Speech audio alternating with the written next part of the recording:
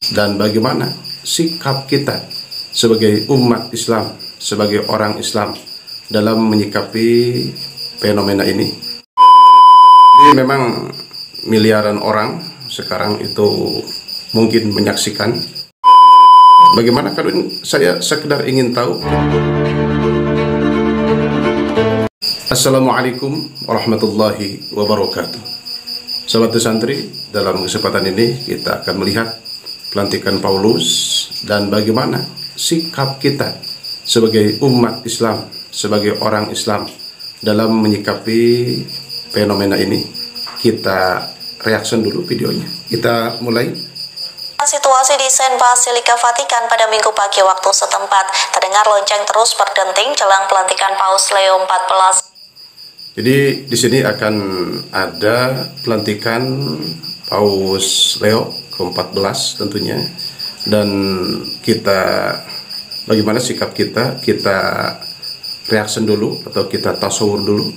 Kita lanjut. Dalam video yang dibagikan, Budi Ari mengaku sedang menantikan acara pelantikan dari pemimpin 1,4 miliar penduduk dunia. Budi Ari. Jadi memang miliaran orang sekarang itu mungkin menyaksikan, dan kita juga bagaimana kalau saya sekedar ingin tahu, kita bahas nanti di bahasan selanjutnya. Kita lihat dulu. Ari menyebut tidak hanya mendapat pesan moral tapi juga spiritual. Kemudian Menteri Koperasi itu melaporkan cuaca yang cerah dengan awan biru. Cuacanya cerah, awannya biru, itu ciptaan Allah, Masya Allah. Allah yang memang membolak-balik sesuatu dan semuanya. Allah yang dengan orang yang benar Allah ridho, orang yang salah Allah itu tidak ridho. Tentunya cerah katanya. Kita lanjut. Meski begitu, Budi Ari menyebut cuaca di Vatikan cukup sejuk. Acara pelantikan Paus Leo ini tentang pelantikan Paulus ini yang ke-14 ini diadakan di Vatikan. Vatikan itu di Italia. Kita lanjut. Paus Leo XIV pun dihadiri berbagai masyarakat dari seluruh dunia. Diketahui Budi Ari merupakan salah satu perwakilan dari Indonesia yang diutus. Memang ada perwakilan atau delegasi dari Negara Kesatuan Republik Indonesia. Tentunya Bapak Prabowo Subianto mengenai hal ini tentunya akan mengirimkan delegasinya, diantaranya Budi Ari. Kita lanjut. Prabowo menghadiri pelantikan Paus Leo XIV. Tak hanya Budi Ari, Menko Pemberdayaan Masyarakat Muhaimin Iskandar atau Caimin, serta Deputi Investasi dan Promosi Badan Pengusahaan Batam atau BP Batam, Ferry Francis juga diutus Prabowo menghadiri acara. Jadi Prabowo tidak sekedar mengutus satu orang, itu sampai itu beberapa orang.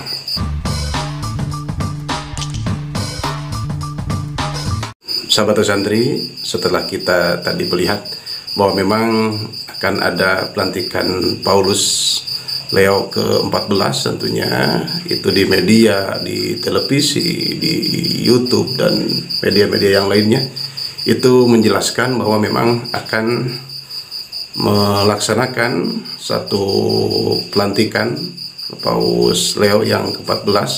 Nah, pertanyaannya bagaimana kita sebagai umat Islam? Sikap umat Islam harus bagaimana? Ini kan bukan acara Islam, itu bagaimana? Tentunya saya berangkat, Kanudin berangkat dari yang pertama, saya suka kepada orang yang menjaga tradisi-tradisi baik, yang kedua yang menjaga syariat Islam tentunya. Nah, berbicara tentang di sini ada pelantikan Paus Leo yang ke-14. Berbicara ini berarti berbicara tentang toleransi. Nah, Muslim belum tahu semuanya bagaimana toleransi yang benar, karena memang ada toleransi kebablasan, ada toleransi yang benar. Kalau kita melihat di surah Al-Kafirun, termasuk ayat-ayat yang lain, yang dimaksud dengan toleransi yang benar itu adalah tidak ada kompromi dalam akidah dan ibadah. Kang Nurdin ulang, tidak ada kompromi dalam akidah dan ibadah. Itu. Jadi dalam masalah ini, karena ini adalah ritual ibadah agama yang lain, tentunya pakai atribut-atribut agama mereka juga. Bagaimana sikap umat Islam? Kita jangan mengganggu, biarkan, jangan mengganggu. Tetapinya ini yang terkadang orang lupa. Ini nih, di samping kita jangan mengganggu, jangan ikut-ikutan. Jadi dua, jangan mengganggu, jangan ikut-ikutan itu. Makanya dalam Al-Quran surah Al-Kafirun, a'udzubillahi minasyaitonirrajim, bismillahirrahmanirrahim. Qul ya ayyuhal kafirun la a'budu ma ta'buduna wa la antum 'abiduna ma a'bud wa la ana 'abidu ma 'abadtum wa la antum 'abiduna ma a'bud lakum dinukum waliyadin. Untukmulah agamamu dan untukkulah agamaku. Jadi ketika ada ritual ibadah agama lain, yaitu dengan atribut-atribut mereka, dengan yang berhubungan dengan agama mereka, kita jangan mengganggu. Kita jangan mengganggu, tetapi jangan ikut-ikutan juga. Kang Udin ulang supaya ini berbekas di hati kita semua. Kita jangan mengganggu, tetapi jangan ikut-ikutan juga. Kang Udin, bagaimana saya sekedar ingin tahu? Nah, memang itu kita harus tahu, kebaikan harus tahu, kejelekan harus tahu. Dalam kaidah fikih kan itu ada man jahila bisyai'in fa huwa yujhalu. Barang siapa orang itu bodoh alias tidak tahu, maka dia akan tertipu. Dalam kaidah yang lain, man lam ya'rif syarra yaqau bihi. Barang siapa orang itu tidak tahu akan keburukan, akan kejelekan, akan kenistaan, akan kemurtadan, akan durhaka, akan maksiat, maka dia akan terjerumus naudzubillah min dzalik. Jadi sekedar ingin tahu itu bukan sekedar boleh, itu harus. Yang baik kita harus tahu, yang jelek kita harus tahu. Yang baik kita laksanakan, yang jelek kita tinggalkan. Termasuk dalam toleransi antar umat beragama, antar agama, kita harus tahu ilmunya. Jadi kita jangan mengganggu mereka, tetapi jangan memakai atribut mereka juga, dan jangan ikut-ikutan juga. Nah, seperti itu. Karena memang kita kalau melihat solusi, Imam Ghazali sudah mengklasifikasi atau memberikan itu poin-poin bagaimana kita mengisi waktu kita. Itu ada 4. Yang pertama itu kita itu terobsesi atau kita itu sibuk dalam ilmu yang bermanfaat. Ilmu yang bermanfaat itu kita semakin takut kepada Allah Subhanahu wa taala, dan kita semakin tahu akan cacatnya dari kita. Di antaranya itu kan indikatornya. Kalau kita tidak bisa terus-menerus dalam waktu 24 jam mencari ilmu yang bermanfaat, ada ranking kedua, setidaknya dalam waktu yang lain kita itu dipakai ibadah kepada Allah Subhanahu wa taala. Itu ada dalam kitab Bidayatul Hidayah. Ranking ketiga itu kita untuk kepentingan orang lain. Ketika kita menolong orang lain, itu ranking ketiga menurut Imam Ghazali. Setidaknya kita belum mampu yang ke-1, ke-2, dan ke-3.